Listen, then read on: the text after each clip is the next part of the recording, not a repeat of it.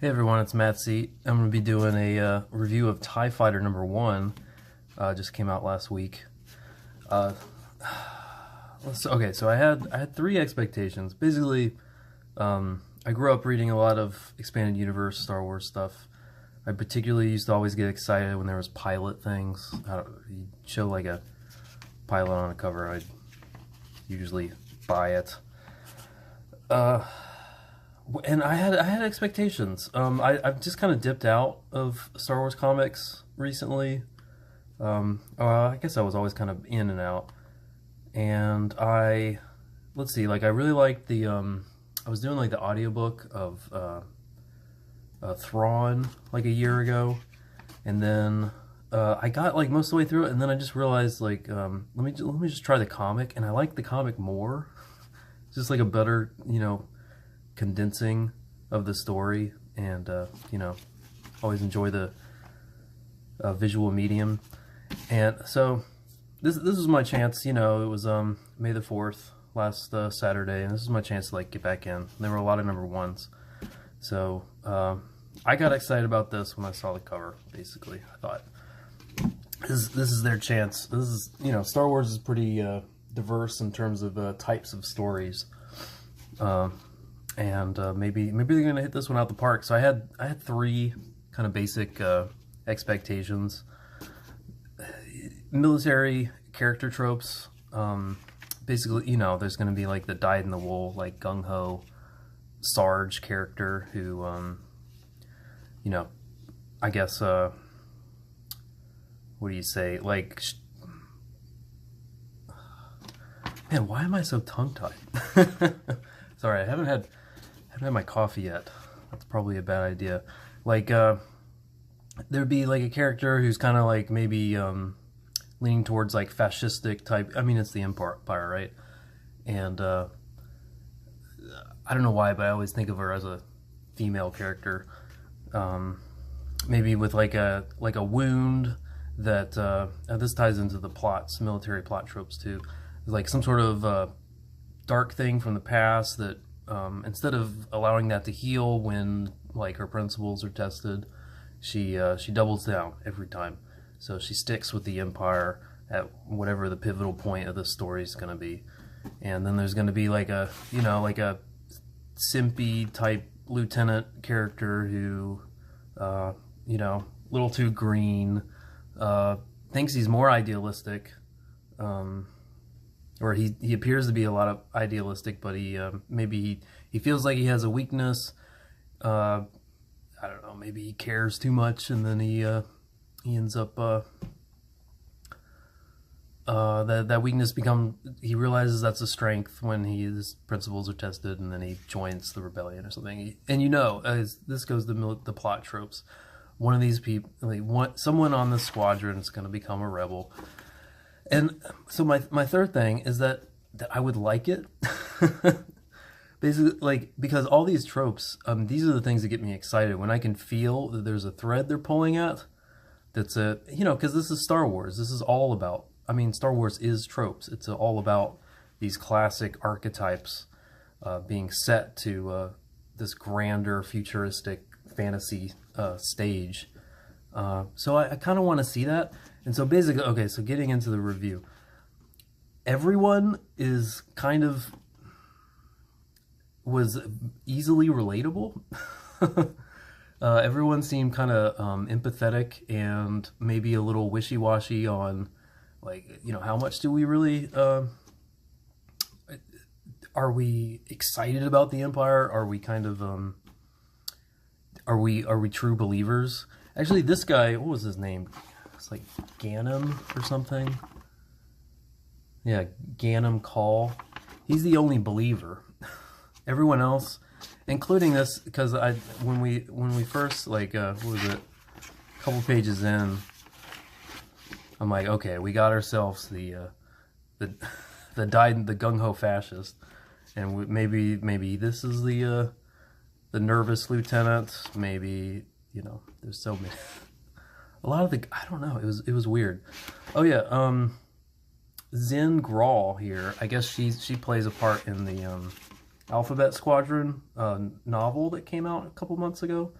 and they throw in like a little tie-in later on. I guess she's kind of cool. Like, you know, it's just one issue, so you don't really get a feel for things, but they did. She's totally like Korean or something here, and she is a honky in this. I don't know what.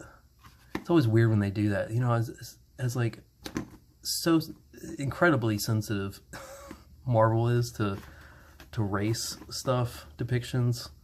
You think they, I don't know. I was a little surprised.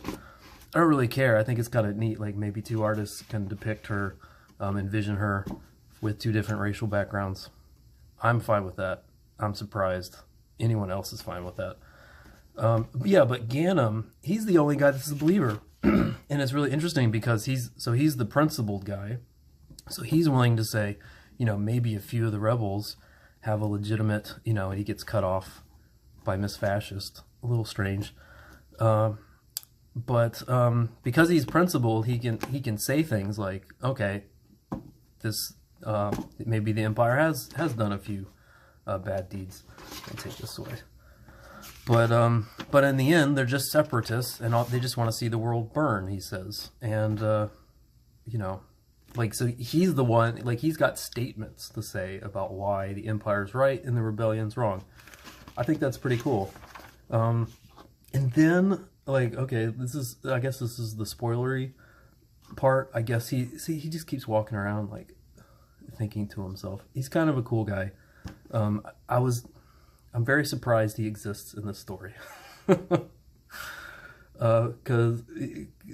it's clear that they know how to write a believer character.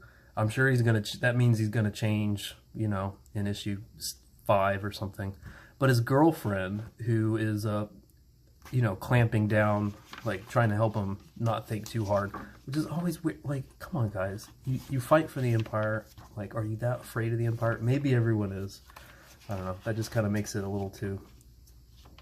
I want to see people with alien ideas, with foreign ideas, you know, and have them, have me learn to relate to them over the course of the plot. I don't want to immediately have everyone kind of shrinking from the fact that they're Imperials. What was I going to say? Oh, yeah. So, it's hard to tell with this Alphabet Squadron preview with the timeline differences, but Zen's a rebel, I guess. She's like a you know, plant sleeper cell or something.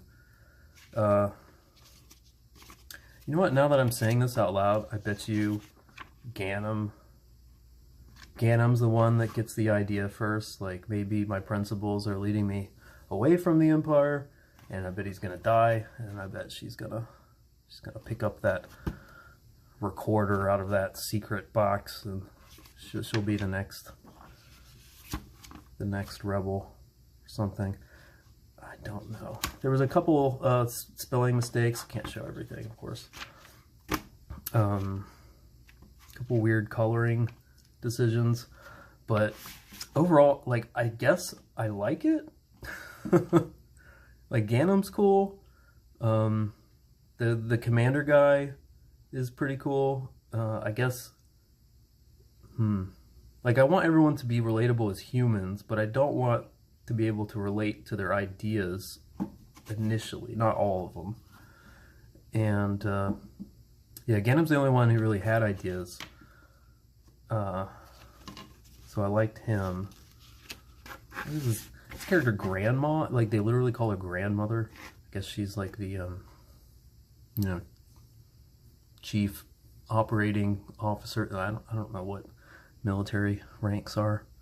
She was all right. I mean, she's just kind of filling the Imperial role. It's kind of cool to see an old lady doing it. Anyway, all right, it was all right. I mean, you know, when it comes to like stuff like this, like you get a lot of like 3D model dogfights, and there were a couple places where it felt like, okay, like maybe you guys are looking at reference a bit too hard, but these are tough ships to draw. For the most part, you can like, how do you make this not monotonous? Anyway, that's a big challenge. So I can understand why, you know, this is 9/10 dialogue, but yeah, I guess I'm looking forward to more. I was really surprised that they weren't giving me. They don't feel like they're setting the stage for the plot that I'm expecting, other than, of course, there's going to be some people who defect to the rebels. They're not giving me the characters I'm expecting, except maybe the True Believer guy, but he already seems like a leader. Like, he doesn't seem like self-conscious about his I guess, like, sensitivities, his willingness to play with nuance. But yeah, so I guess it's still good. So yeah, these guys did a decent job. I guess I suggest it. I mean, I might wait for a trade paperback to get the whole experience, because the foundation they're laying here is a little thin, but it's I guess it's tasty. I don't know, thin but tasty. That's how I'd describe this. Anyway, so that's my review, TIE Fighter #1. Be having more stuff coming out later this week, hopefully before this Wednesday. Thanks. Bye.